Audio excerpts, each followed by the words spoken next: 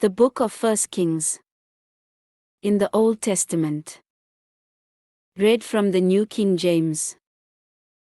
1 Kings chapter 2 verse 1 through 46. Now the days of David drew near that he should die. And he charged Solomon his son, saying, I go the way of all the earth.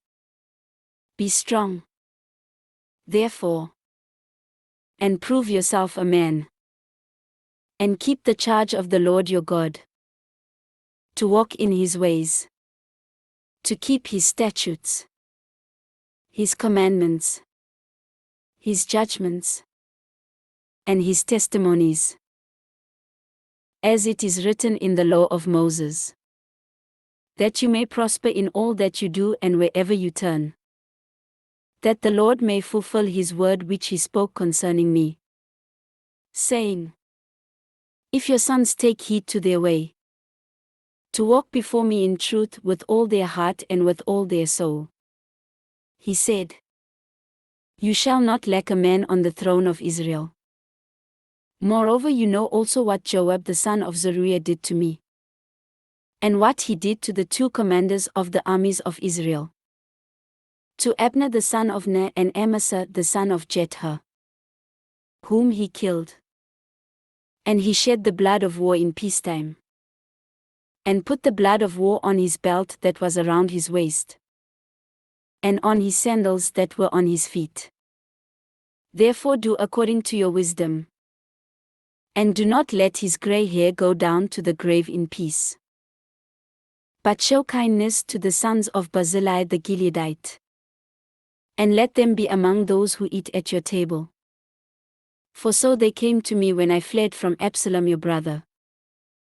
And see, you have with you Shimei the son of Gera, a Benjamite from Bahurim, who cursed me with a malicious curse in the day when I went to Mahanaim. But he came down to meet me at the Jordan, and I swore to him by the Lord, saying, I will not put you to death with the sword. Now therefore, do not hold him guiltless, for you are a wise man and know what you ought to do to him. But bring his grey hair down to the grave with blood. So David rested with his fathers, and was buried in the city of David. The period that David reigned over Israel was 40 years. 7 years he reigned in Hebron, and in Jerusalem he reigned 33 years. Then Solomon sat on the throne of his father David, and his kingdom was firmly established. Now Adonijah the son of Haggith came to Bathsheba the mother of Solomon. So she said, Do you come peaceably? And he said, Peaceably.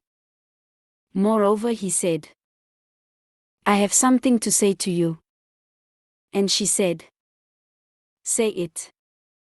Then he said, You know that the kingdom was mine, and all Israel had set their expectations on me, that I should reign.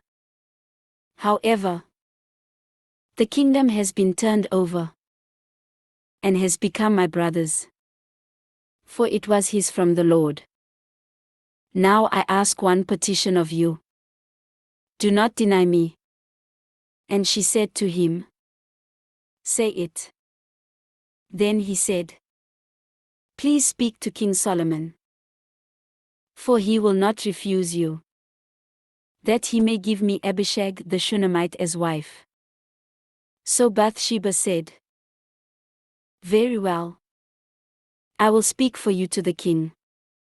Bathsheba therefore went to King Solomon, to speak to him for Adonijah. And the king rose up to meet her and bowed down to her, and sat down on his throne and had a throne set for the king's mother. So she sat at his right hand. Then she said, I desire one small petition of you. Do not refuse me. And the king said to her, Ask it. My mother, for I will not refuse you. So she said, Let Abishag the Shunammite be given to Adonijah your brother as wife. And King Solomon answered and said to his mother, Now why do you ask Abishag the Shunammite for Adonijah? Ask for him the kingdom also. For he is my older brother. For him. And for Abiathar the priest. And for Joab the son of Zeruiah. Then King Solomon swore by the Lord, saying, May God do so to me, and more also, if Adonijah has not spoken this word against his own life. Now therefore, as the Lord lives, who has confirmed me and set me on the throne of David my father, and who has established a house for me, as he promised, Adonijah shall be put to death today. So King Solomon sent by the hand of Benaiah the son of Jehoiada. And he struck him down. And he died. And to Abiathar the priest the king said, Go to Anathoth, to your own fields, for you are deserving of death. But I will not put you to death at this time, because you carried the ark of the Lord God before my father David, and because you were afflicted every time my father was afflicted. So Solomon removed Abiathar from being priest to the Lord, that he might fulfill the word of the Lord which he spoke concerning the house of Eli at Shiloh. Then news came to Joab. For Joab had defected to Adonijah, though he had not defected to Absalom. So Joab fled to the tabernacle of the Lord, and took hold of the horns of the altar. And King Solomon was told, Joab has fled to the tabernacle of the Lord. There he is, by the altar. Then Solomon sent Benaiah the son of Jehoiada, saying, Go, strike him down.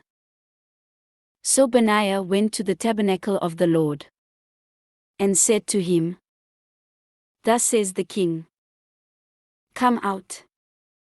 And he said, No, but I will die here. And Benaiah brought back word to the king, saying, Thus said Joab. And thus he answered me. Then the king said to him, Do as he has said, and strike him down and bury him, that you may take away from me and from the house of my father the innocent blood which Joab shed.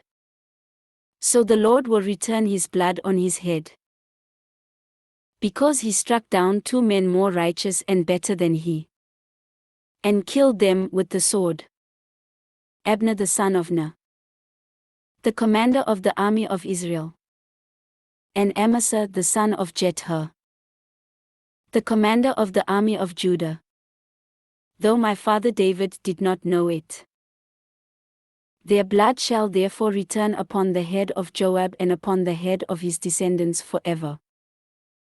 But upon David and his descendants, upon his house and his throne, there shall be peace forever from the Lord.